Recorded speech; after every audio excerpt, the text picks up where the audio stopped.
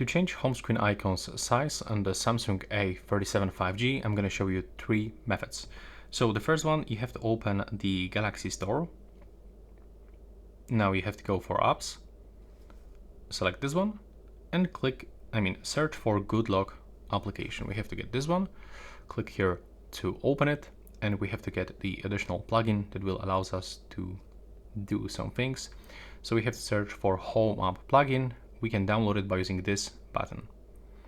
Now, when you get it on your phone, you have to just open this one, enable the home screen, and also enable the home app.